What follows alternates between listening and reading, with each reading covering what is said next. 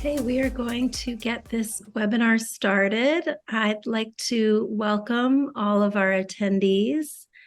Good afternoon to mayors, other local leaders and government officials, our community partners, and of course, welcome to members of the John Jay College of Criminal Justice community who are also with us today. My name is Erica Bond, and I am the Vice President of Justice Initiatives here at John Jay. Again, I'd like to welcome you and thank you for joining us. This is the second of 6 workshops for the Reimagine Public Safety Pledge, which we are very proud to be hosting with our partners at Cities United, the Leadership Conference on Civil and Human Rights, and also with support from the Obama Foundation's My Brother's Keeper Alliance.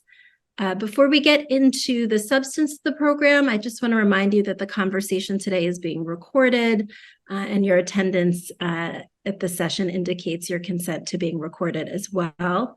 I'll also note that the views expressed here are those of the presenters individually, not the Obama Foundation or John Jay or our partner organizations. And we also invite you to enter Q&A into the chat box throughout the conversation. We'll reserve a little time at the end so that our panelists can respond to as many questions as we can. So for those who are not familiar with the Reimagine Public Safety Pledge, this is a pledge that invites local officials to commit to investing in one of 3 strategies. The first is around empowering communities to address violence. And as part of this strategy, local officials are committing to standing up and supporting programs, policies, offices, and budgets that enable community partners to actively contribute to reducing violence and promoting neighborhood safety. And today's program really focuses on one element of this approach, which is establishing offices of neighborhood safety or violence prevention. I may use those terms interchangeably today, and we'll hear from some folks who are working with various offices around the country to talk about how they may vary in their approaches. The second strategy that's part of the pledge is we are inviting local officials to invest in the creation of off-ramps from the criminal legal system. So this really includes communities that are funding strategies, programs, and services that address the underlying reasons that people or communities have high rates of contact with the criminal legal system. So that could be diversionary programs, substance misuse treatment, or supportive housing. Those are all the kinds of initiatives that mayors and local communities are signing on to the pledge to support. And then the last piece of the pledge is it calls on local officials to invest in prevention and restorative strategies. So investments in community health and well-being that address the root causes of violence and crime to ensure that all young Americans and really all Americans have the opportunities they need to reach their full potential. So this could include a range of investments in programs like youth employment, blight reduction, where there's evidence that they can promote healing and safety within the community. And we know that this is really challenging work. All of the things that I just described, they're challenging for mayors, they're challenging for local government and their community partners. And that's why we're offering this series of workshops, which is really to help communities that have signed the pledge and others as well, to really benefit from the expertise, the collective expertise that we have here today to think about how to implement these kinds of strategies. And so for this workshop and all the remaining workshops, we'll have 4 more. We plan on bringing you leading experts from around the country who will talk about research, best practices, and lessons learned. The partners that I mentioned to you earlier will also share resource materials that can assist you and your communities in comprehensive public safety planning. We have a website which will get put up in the chat, and you can find a lot of those resources there. And anything that's mentioned today from any of our panelists will put up those materials as well. So please come visit the Pledge website to stay up to date on the workshop schedule and any additional resources related to the Pledge. This pledge is a core program of our Future of Public Safety initiative at John Jay, which we launched in the fall of 2021. As part of that initiative, we partnered with the National Organization of Black Law Enforcement Executives and hosted a series of conversations about reimagining public safety functions. And there's more information about that initiative on our website as well. So with all of that said, I'm really excited to thank a few of our partners at the MBK Alliance, Adrian Wilson, Beverly Brooks, Jihad Dixon, who've been very helpful, Anthony Smith and the Cities United team, Bree Spencer, Tiara Bradford, and the Leadership Conference, and our partners in External Affairs, as well as Clarence Anthony and Kirby Garrity with the National League of Cities. So thank you to all of them, because as a result, we've got a really robust crowd here today, and a wonderful panel that I am going to introduce you to. So we've got a number of great panelists. First, we have Mayor Melvin Carter, who leads the city of St. Paul, Minnesota. We're so pleased the mayor was able to join us. Thank you, Mayor, and welcome. I will say we're not going to go into whole long bios. We're going to put those on the chat. These folks are too impressive for me to cover all of their accomplishments here, but you can learn more about them through the links that we'll provide. So we'll just keep moving and introduce everybody. We also have Daniela Gilbert, who's the director of the Redefining Public Safety Initiative at the Vera Institute of Justice. Welcome, Daniela. We have Wilford Pinkney, who's the director of the St. Louis, Missouri Office of Violence Prevention. Welcome. Dr. Chico Tillman, who's the director of the CVI Leadership Academy at the University of Chicago Crime Lab, will share more information about that academy during our conversation. And last but not least, Synethia White, who is the director of strategic initiatives at Cities United, one of our partner organizations in this mayor's pledge. So without any further delay, I'm going to launch into some questions for our panelists, starting with Mayor Carter. Mayor Carter, in 2022, you launched St. Paul's Office of Neighborhood Safety, which really builds upon your community first public safety framework. Would love to hear from you about what drove you to launch this office, and to talk a little bit about the framework that governs both the office and kind of your larger approach to public safety in St. Paul. And I was just on the website and was just really so impressed with the kind of array of strategies you have in place and the amount of information that you're providing to the public about the work that you are doing. So I would just shout out that folks should really go check out the Office of Neighborhood Safety website, because there is a whole lot of information there, but would really love to hear from you about kind of how this work launched, and how you sort of established priorities for the office.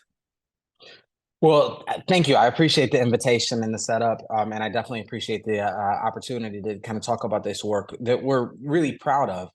So I grew up in this community here in St. Paul. My father was a police officer right in here in this community, and my mother was a teacher right here in this community. And we know that when it comes to public safety, there are very few people in very few places in America who would tell you that we're satisfied with the outcomes that we've ever achieved. Frankly, and sadly, many of those folks who are most dissatisfied with the outcomes that we've always achieved are also the most angry when we suggest changing the processes and our approaches to public safety. At the core, though, and I'm coming to you from St. Paul, Minnesota. You guys have seen Minnesota on the map in the last couple of years, where the conversation about public safety and the relationship between communities and policing is concerned. One of the core beliefs I think that we have here is that where public safety goes off the rails is when we confuse it with emergency response. That one of the reasons people are so dissatisfied, one of the reasons people are so disenamored with the traditional approaches to public safety is because it's completely been centered around police, prisons, and prosecutors. What happens after something terrible that happens? I'm not going to tell you about my city for a second. I want to tell you about my children. I've got a 3-year-old child at home. When it comes time to keep her safe, if you told me our plan to keep her safe was to make sure that somebody goes to jail as soon as possible, for as long as possible after they do something bad to her, we'd have to talk a lot more.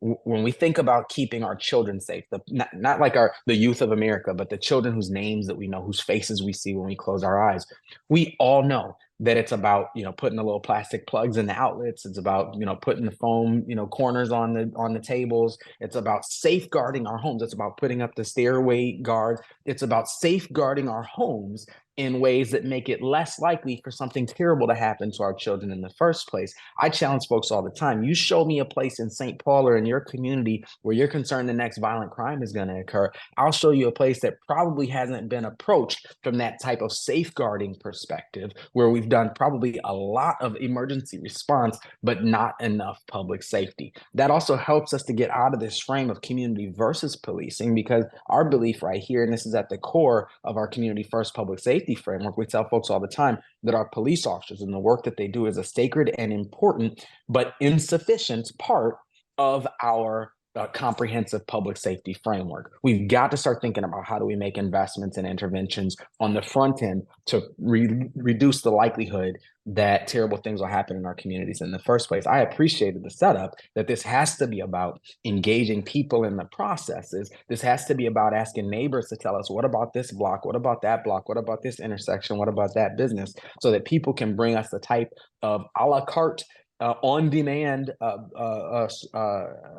solutions that one block may need that's different from another block. So this is centered around kind of really two things. Our community first public safety framework is around both providing the most optimal response when somebody calls 911. Sometimes when somebody calls 911, it's because somebody's being robbed or some crime or violence is happening. But most of the time when somebody calls 911, it's because somebody has some type of concern about on their block that it's curious that we none of us really know how a pair of handcuffs can solve. So that's the first part is those kind of is our reactive models. That's the second part is our reactive models. The first part has to be our proactive models. How do we trim the trees, and how do we create the public infrastructure, and how do we create the public space that facilitates safer outcomes? We're really excited about that, and our Office of Neighborhood Safety is important to us because that's the space where we facilitate both our neighborhood safety community coalition, where we bring neighbors together to help us, one, define public safety in the first place. We found out that we're doing it wrong. When we think a space is unsafe, we try to clear the people out and clear the activity out and get it quiet and dark, and so that nobody goes there. And as it turns out, we don't feel safe in places that are empty and quiet and dark. We feel safe in places that are vibrant and thriving with people in them. And so that's why it's important for us to build a definition of safety that comes from community and not that comes from City Hall. And our Office of Neighborhood Safety is important. It is critical to both building and being the stewards of that definition, of bringing people into that process, and then doing a lot of that kind of neighborhood intervention that does the safeguarding work I started with. How do we identify the young folks who are most at risk? How do we engage them? How do we identify the resources that they need that can help to reduce their likelihood of risk? And how do we do that from the same type of stubborn perspective that we have stuck to policing with a policing only strategy? A reporter asked me when we first started this, I said, well, listen, it's been 6 months, it's been 10 months, and we haven't gotten these, rampant, transformative outcomes yet. We haven't solved all crime in our community yet. How long do you go before you sort of change strategies? And my response was, apparently 165 years. That's what we're trying to change now. Thank you for that, Mayor Carter, and kind of giving us a perspective both on kind of operationally what you're trying to do, and then also, I think importantly, talking about some of the messaging, right? Because, and I'm sure we'll hear from some of the other panelists, many of these offices are quite new. Some of them have more funding, some of them have less, mostly relative to other sort of the more traditional public safety functions or policing, have quite a bit less in the way of resources. And so I think there's an important conversation that needs to be had in every community. And I think mayors play a really important role in this, in sort of setting expectations around what it's going to take to implement new approaches from within government, and what the timeline is to expect results. I guess one just follow-up question I have is appreciating some of the political and communications challenges. When you are talking about your Office of Neighborhood Safety and your Community First Public Safety framework, I know there are even early successes. And so what is it that you're talking to, what is it that you're telling your community about what the early impact and successes have been of this work, even while you may be looking at a longer time horizon for the kind of transformation that is really promised with this kind of approach? It's an important question. I think a lot of this requires, like I said, a level of stubbornness and commitment to it, right? We are using general fund dollars. We are using American Rescue Plan dollars. We are using state public safety dollars. And frankly, the way that we communicate, the way that we message this work helps us tap into some of the more traditional public safety resources, as we call, for example, our optimal responses. We call them we think of it as like backup for our police officers to get them back to what everybody, closes their eyes and assumes our police officers are doing all day anyways. I'm sorry, the question was the early successes. So, the first thing we have to know is we've spent 100 years getting to the place that we're at, right? It's just unreasonable to think that we're going to unravel it in 8 months, right? So we have to have a much longer term perspective. But at the same time, you're right, Erica, we have to be able to identify early successes. So we're able to say, look at these, the amount of time, for example, that we're saving first responders. That's giving us a chance to keep them have a posture of readiness. In our one of the things that we did is create a team of essentially EMTs on a van who can respond to less. We have our own ambulance service, and with our EMTs on the van, we're able to respond to less acute emergencies in the same way as our optimal response work with police is. And because of that, we've been able to improve our response times to medic calls by a full minute. That's a really strong proof point for us that having this kind of diverse portfolio is really helpful for us. We're thankful that we're in a space where some of the violent crime peaks that we experienced in the wake of the pandemic have started to abate for us. So, some of the energy in community gives us some space to work where that's concerned as well. And then being able to see those interrupters and being able to tell the stories, because I know you all know this, is, no matter what the graphs and the charts are saying about public safety trends in St. Paul, that stuff doesn't play at 10 o'clock p.m. on a Thursday at a hospital when somebody's child has been injured by gunfire. So being able to tell stories, powerful stories about the ways that our interrupters intervene to prevent this shooting that could have happened at a school, or to intervene to create success. One of our mantras is we don't believe in unsurprising. We don't believe in unsurprising. We only want unsurprising shootings. We had a shooting after essentially like a gang funeral, and I got really mad at my team because I went, like, I've seen that movie. Like, I know that that's a possibility. I know that's coming. And if something's predicted, if something is predictable, then it's preventable. And so, we've gotten, I think, a lot better at identifying as we go from this like numbers to names approach that we call it, that says how do we triage the specific kind of challenges that we think are facing us and try to reduce our likelihood to have to call 911 in the first place. It gives us a whole new playbook to say, hey, what are the most likely shootings that could happen this week? How do we identify this one and prevent that from happening? How do we, this folks and this folks have beefs, and how do we identify that and move this family into a hotel so their kids aren't beefing over this kind of next weekend?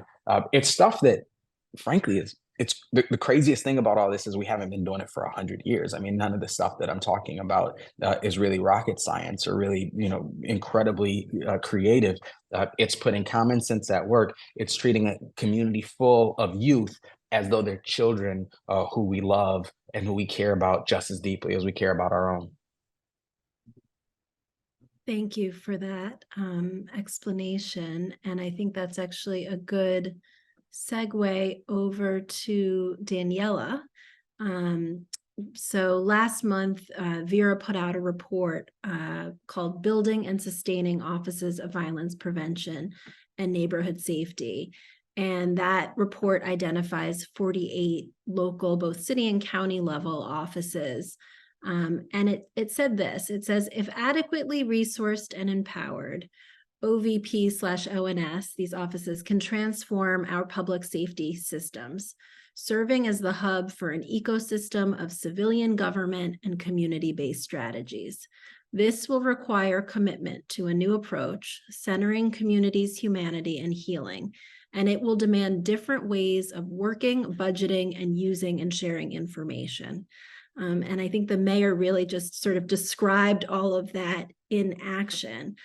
So it would be great to hear from you what you have learned about how this is operating, how these offices are operating across the country, and how they are serving as hubs for a different kind of public safety ecosystem. And then sharing anything you're seeing in terms of differences and kind of variations across community that might be important for folks to be thinking about, particularly if they're in a community that's considering actually adopting their own office. Great. Thanks so much for those questions, Erica. And if I miss any, please bring me back to them. I throw a lot at once. Sure. So I love how the mayor talked about redefining and the need to redefine what we mean by public safety and implement solutions and practices that are supportive and recognizing people's humanity and possibility for change rather than defaulting to punishment as though it's an effective solution. And offices of violence prevention and neighborhood safety are a promising approach to do just that, to really transform government infrastructure. And a lot of cities have recognized that. There were a handful of offices prior to 2020, and since 2020, the number of offices has more than doubled. More than half of the existing offices have been created since 2020.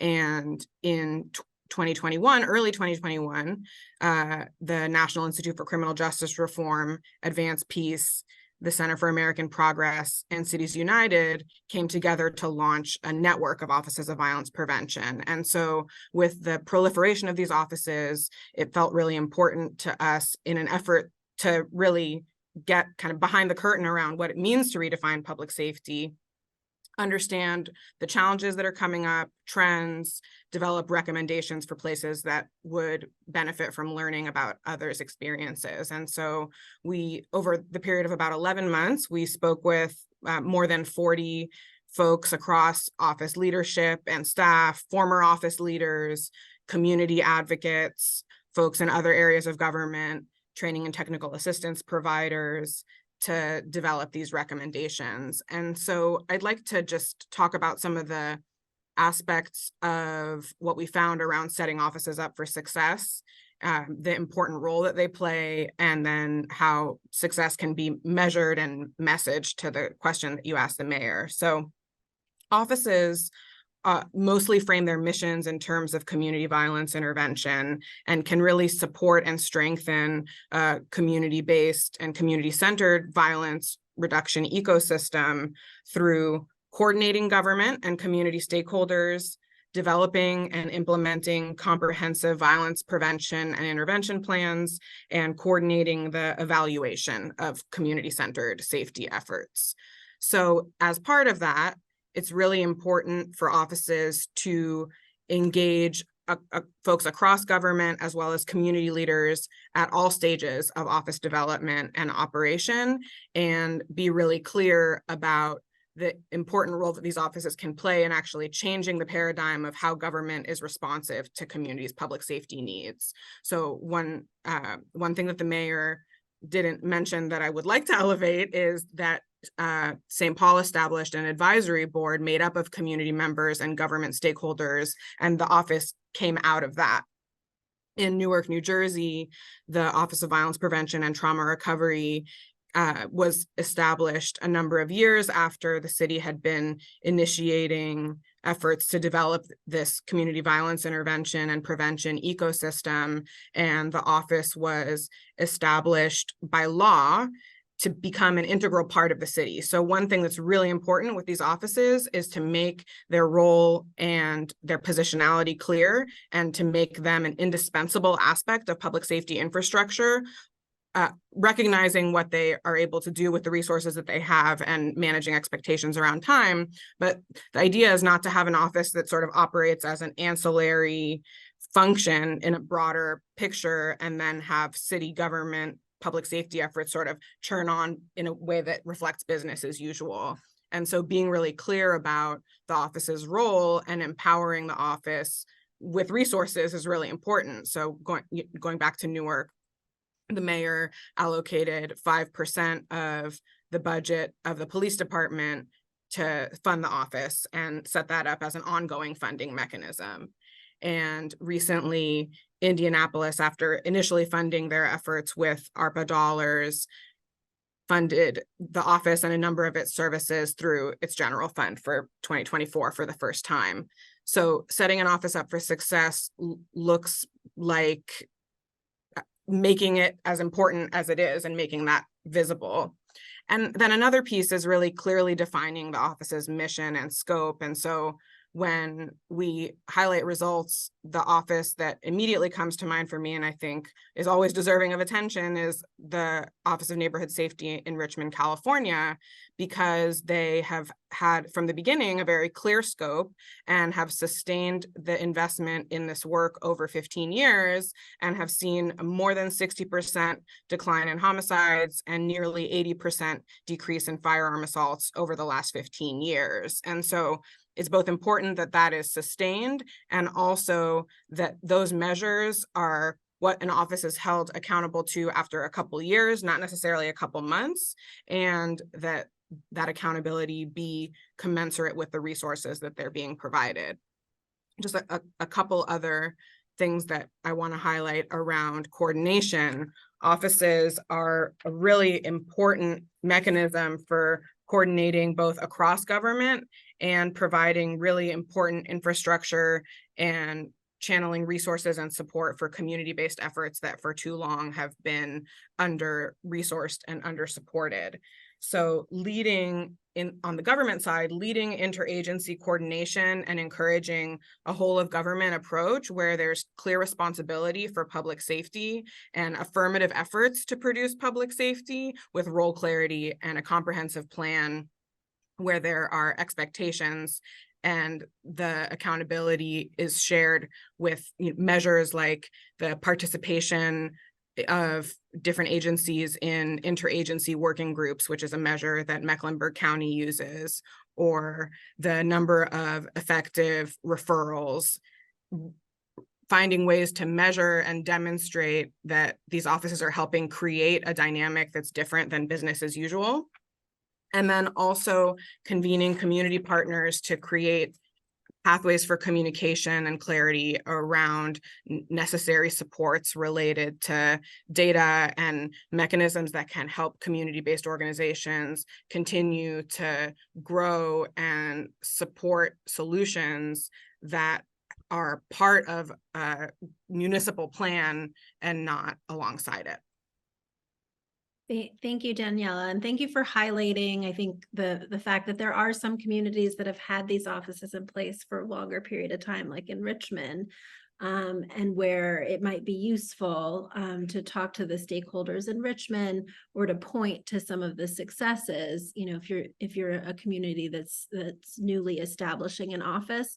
And the other thing I find really interesting about the way you're describing this is that really creating an office that can support work that may already be happening in communities, right? But that requires additional coordination and resources. I mean, that is a key function where government support has not existed previously, and you can really provide a much greater degree of coordination in terms of data and in terms of support that folks might not be getting, though they've been doing this work for a long time. So really using these offices as a way to connect with communities feels like an important takeaway.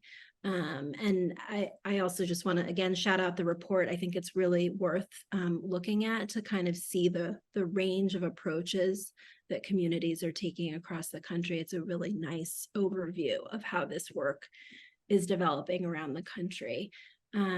So with that, I'm going to turn over to Will, who runs the St. Louis Office of Violence Prevention, to get a sense from you as to kind of how this office is operating. I know that unlike some of these offices, your office sits within the public safety department. And so would be interested to hear about how that kind of came about and what the sort of function is within that broader public safety agency. Would be good to unmute. Thank you very much. Good afternoon. Thank you for holding this conversation. Um, I'll pick up a little bit on where Daniela ended up. Oftentimes, and especially in St. Louis, you're bringing together work that's already happening, right? I mean, I think a bad thing we often do is we go into places and act as if we're creating something new. We're really not. We're really more coordinating activities. And I bring this up to say, so we're in the Office of Public Safety. My office was created by ordinance so that it is a permanent part of the structure of city government.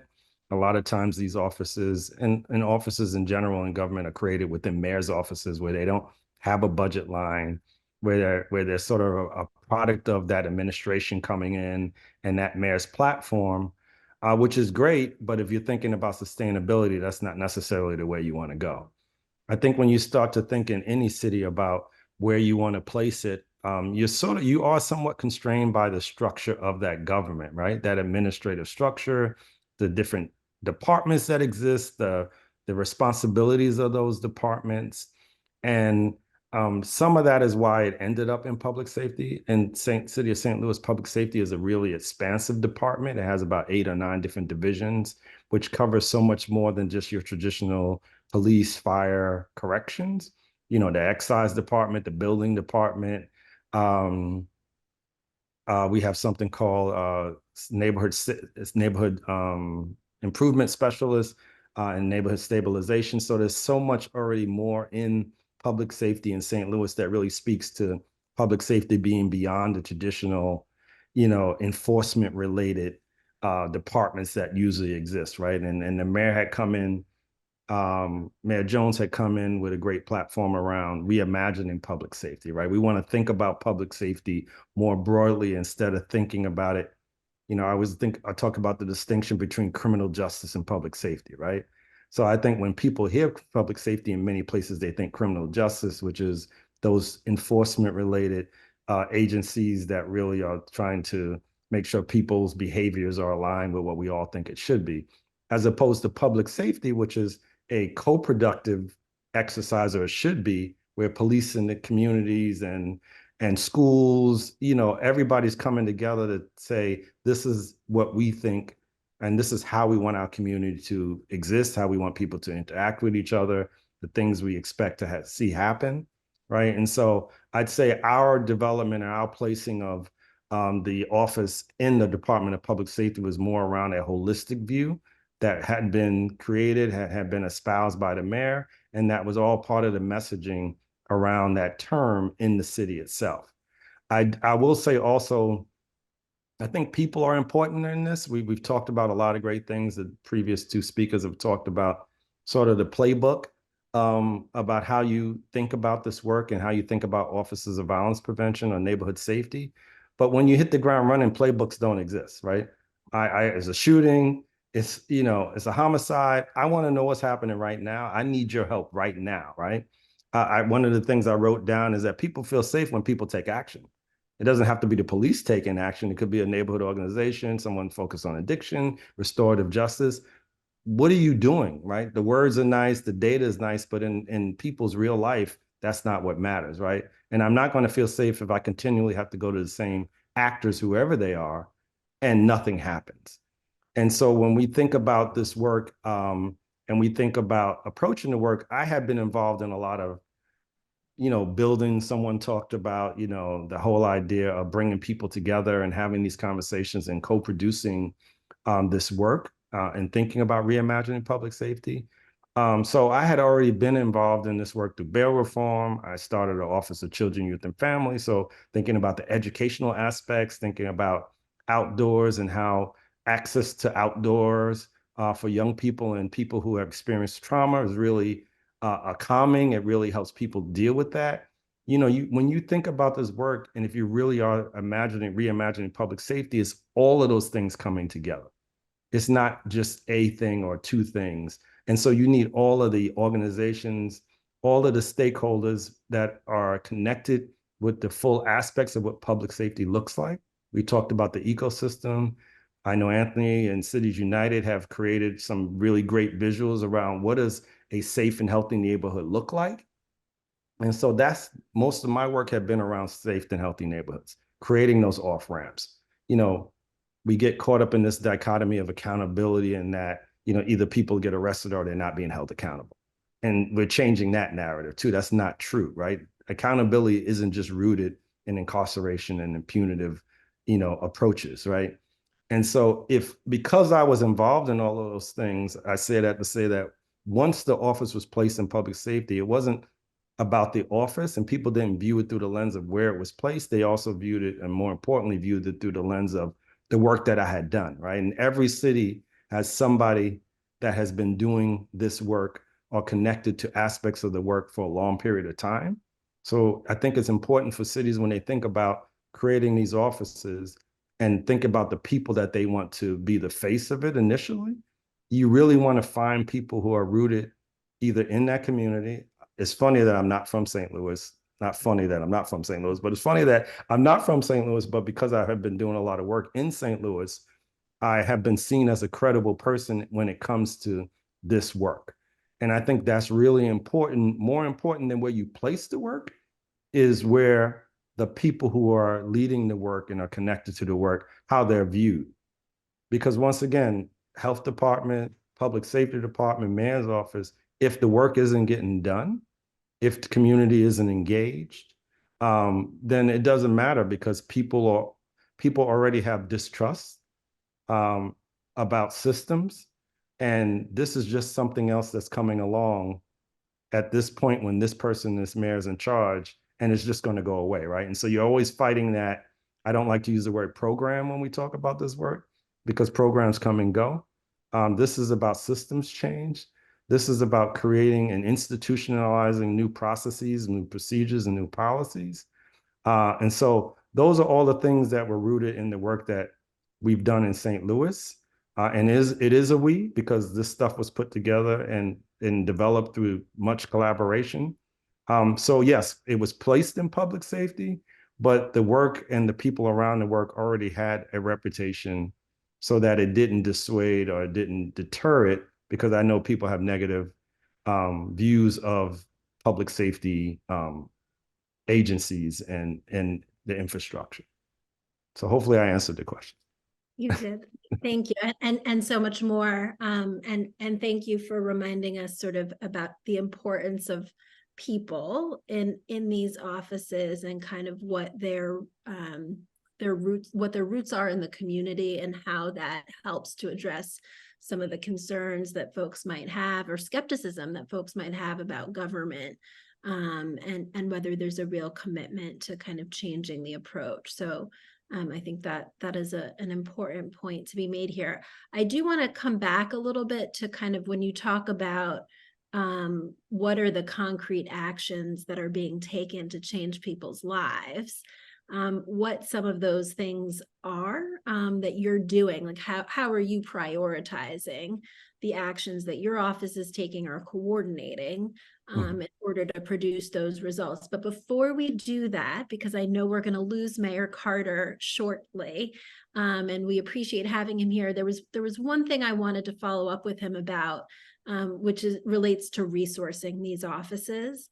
I know that that's something that Mayor Carter, you and your administration have given a lot of thought to, and we were before we, we all kind of joined this webinar publicly. We're talking about some of the challenges, given that some of the dollars that have been used since 2020 to launch these offices were federal dollars and federal COVID related dollars. And so there is this big looming question about the sustainability of work that has been launched with funding that isn't necessarily long-term or local.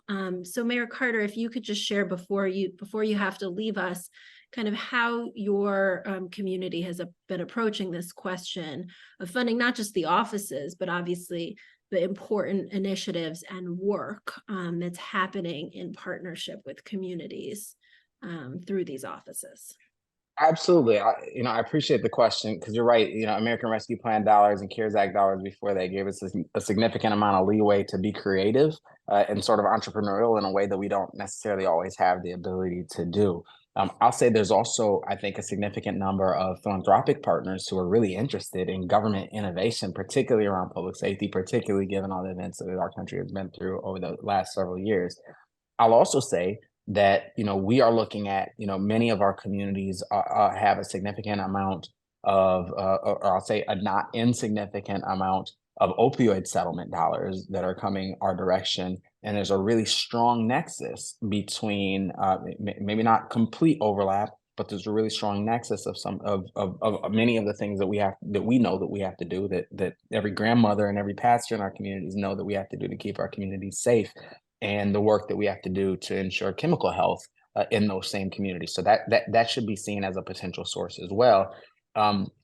But ultimately, I'll say, even with philanthropic support and even with federal government support, I don't think that there is a substitute to being able to look at constituencies, to be able to look at taxpayers and say, I'm not arguing that this is just worth grant money or that this is just worth somebody else's money. I'm arguing that this work is worth our money. Historically, we've seen unlimited appetites at the local level to fund public safety in the traditional sense.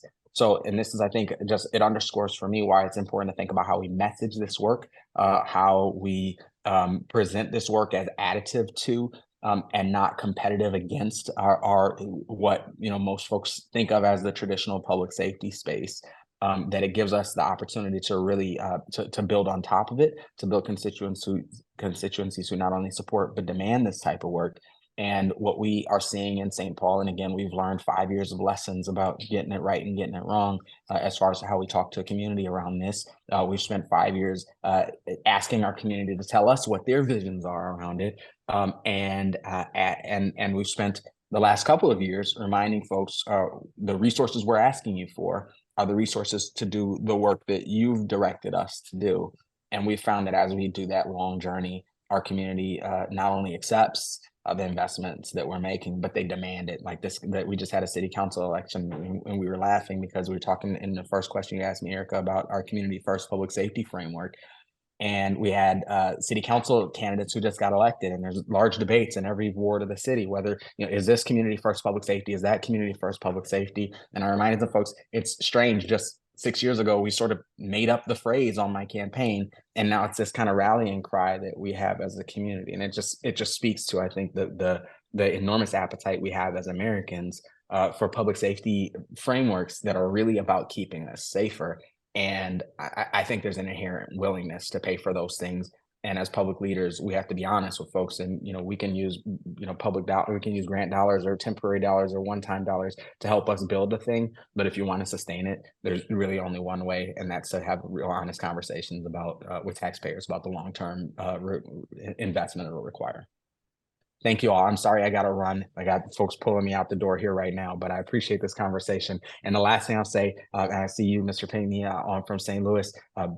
Mayor Jones in St. Louis is one of the smartest mayors you need to know. If you need to follow, if you can only have room to follow one mayor, follow her, not me. Because they're doing some amazing work in St. Louis, and we all have to be part of this learning community. So St. Paul is interested and eager to learn from all of you guys. If there's something that we're doing that you're interested in learning about, we're open book, because this has to be about a national community doing this together. Thank you all. Thank you, Mayor Carter. Thanks, Erica. Okay, the time is flying by entirely too quickly, and we still have a couple folks who I would love to hear from, including Dr. Tillman. So I'm going to say to both you and Synethia to please feel free to jump in on anything said, earlier in the conversation that you want to have you have feedback on. But I also, of course, want to ask you about the work that you're doing at the University of Chicago and with the crime lab there and the Community Violence Intervention Leadership Academy, because the work that you're doing through the Leadership Academy really, I think, is intended to help to support the work that's coming out of many of these offices of violence prevention, many of which are funding expanded investments in community violence intervention. And I know I've been part of a lot of conversations about the sustainability of that work, the difficulty of that work, and the need to really support the folks that are doing that important work in the community each and every day, and for whom there is not necessarily an existing infrastructure to support their development, their well-being, and their health. And doing what is really, like I said, difficult violence intervention work. So we'd just love to hear more about the thinking behind the Academy and what it is exactly that you're providing through the Academy. Okay, first of all, thank you so much, John Jay, for having me and Erica and your entire team. My name is Dr. Chico Tillman, and just to give you some context, I believe we talked about it a little earlier prior to me getting on the phone, the program starting officially. I worked with a group called the Black and Brown Peace Consortium during the transition period with the Biden-Harris administration, along with Anthony Smith, Shawnee Buggs, and a host of other people. And we helped design or write the policy around ARPA dollars, and also nudged or pressured the president into including it into the the American Rescue Plan Act. However, when the money began to come down, we had a little bit of anxiety for smaller CBOs that may had a budget of 200,000 or 175,000, now getting 1.5 million. So we worried about the limited amount of time to do infrastructure building, to do capacity building, to understand HR, to understand many of the nuances that many people who operate in mid-sized to large organizations understand. And also, we knew that many other people that did this body of work had lived experience, but hadn't had formal training or access to higher learning to be able to understand how to run a business and being connected to business science or management science. So in my ambitious attempt, I talked to my friends. I was a senior research fellow. I talked to the University of Chicago, and we began to talk about developing a leadership and management academy similar to the ones at other Ivy League schools that focus on executive leadership, such as at Stanford, but the emphasis is typically on business. And we wanted to elevate the people in a way that will allow them not only to learn, but to be able to implement what they're learning as they're learning in the academy. I must tell you, the academy kickoff was in September. The class has started, and you go into something thinking it's going to be one thing, but this has gone beyond my wildest imagination. People have come to me crying, talking about how this literally changed their life. We're teaching them logic modeling, how to make strategic decisions based upon utilizing data, how to analyze data, how to create theories of change. We just really and what it did was stop people from thinking day to day to thinking more long-term in their decision making. We teach about HR principles. We teach about fundraising, organizing. And the way that we do it is a 6 months, 1 week in person classes. However, we have 3 practicums, and 1 practicum is in Chicago, 1 is in California, and 1 is in New York. So they have a holistic, comprehensive view of the body of work and not a lens just through Chicago.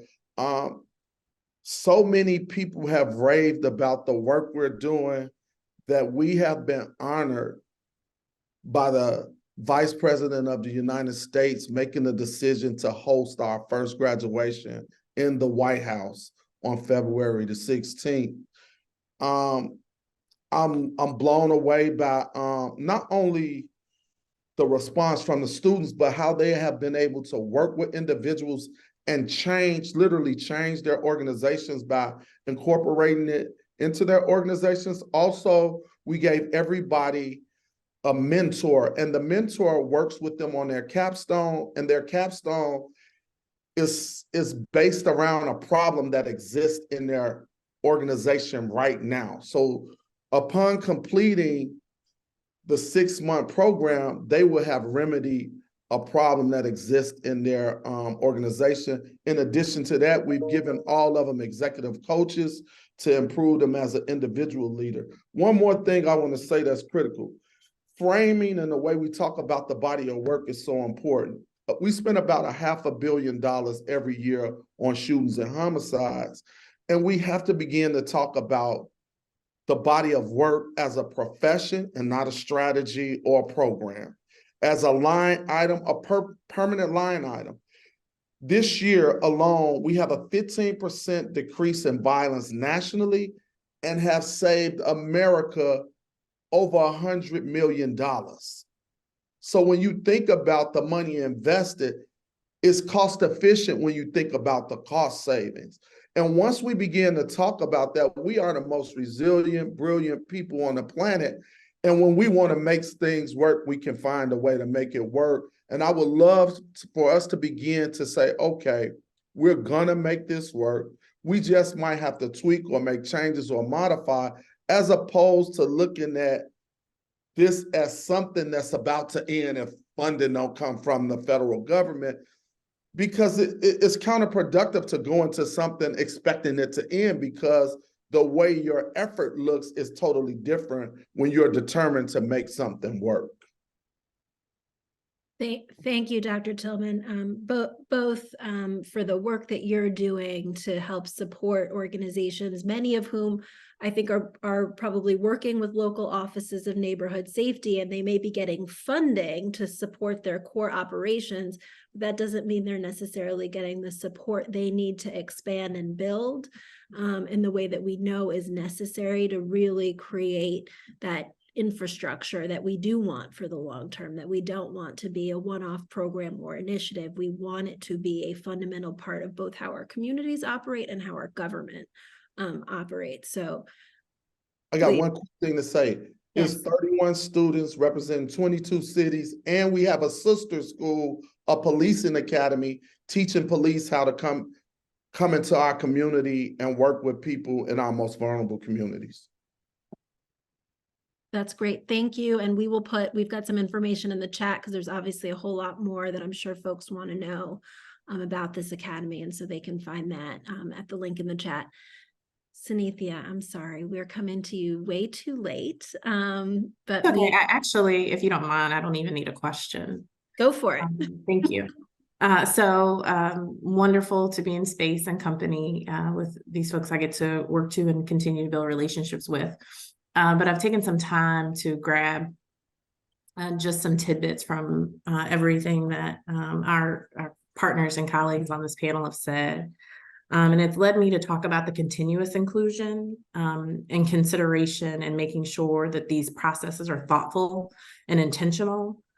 We have to continue to intentionally engage those who are impacted by violence. And as Dr. Tillman said, not engaging at the surface level, right? Making the appropriate investment so that they take their rightful spaces and are empowered to do so in leadership spaces in this work, and that they're compensated and held on to and respected for all that they bring to the table, right?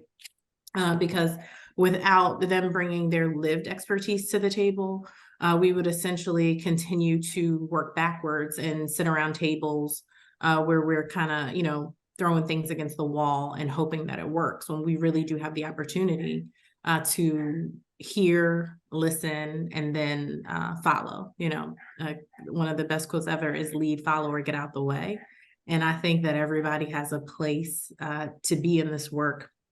But then also making sure that we're building like an army of folks who are going to succeed us, and young people who are going to be able to step into these roles, assume leadership positions, and then make sure that we are proactively re-engineering a lot of our processes.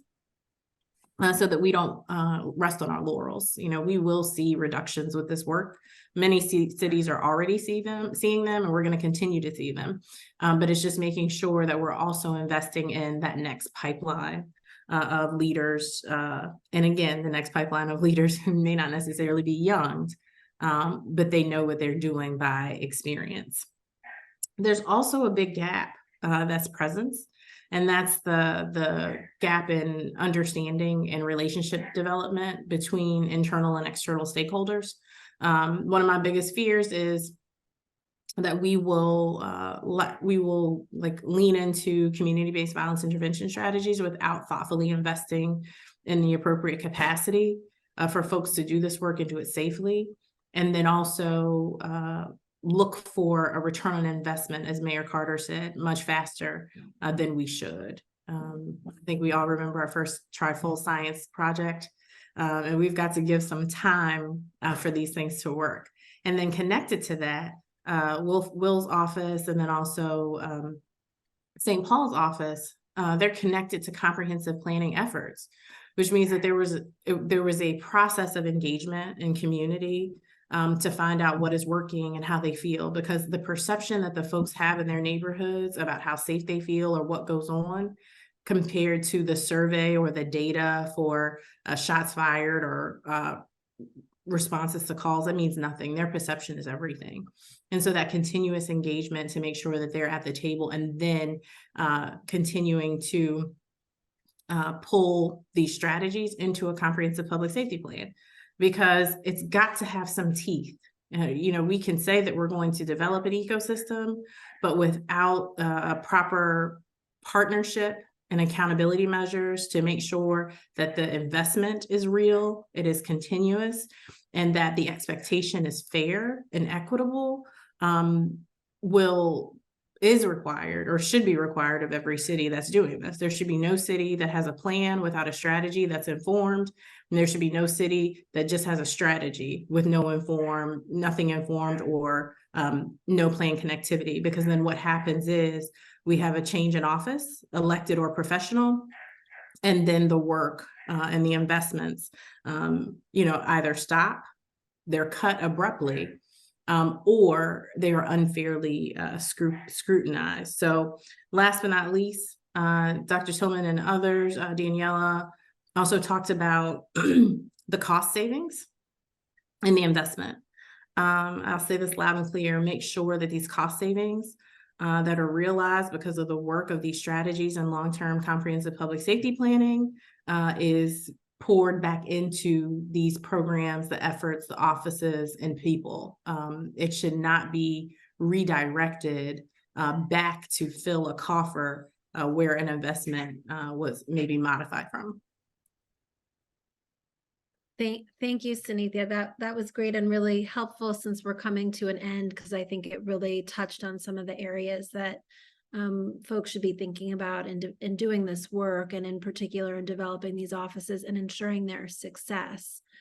So really thinking upfront about having a plan and ensuring that these offices are well positioned to actually help support that plan with the necessary resources, with the political will, thinking about where these offices should sit within government, and also making sure that there's the kind of accountability and partnerships, both locally, but even, with entities like Dr. Tillman's, that will help really support their development, is also, really key here. So we were just able to scratch the surface. I wish we had another hour so that we could learn more from all of you, but hopefully what our attendees take away from this is that there are resources out here as you work through a lot of these issues in your communities, as you advocate for implementation of new offices and new ways of working. And you should reach out to any one of us. Please look again, like I said at the top, at our website, where we will post the resources that are referenced here, because there's much work to be done, but it does not need to be done alone. So I want to thank you all for sharing just a little bit of your expertise today, and for the work that you do each and every day across the country. I want to thank our audience for joining us, Mayor Carter, who had to leave us a little while ago. And I especially want to thank the team at John Jay, particularly Rebecca Atkinson and Jennifer Lorenzo, who are behind the scenes here. and pulling all of this together were really instrumental. So I hope everyone has a wonderful evening or afternoon, depending on where you are in the country. Take care, folks.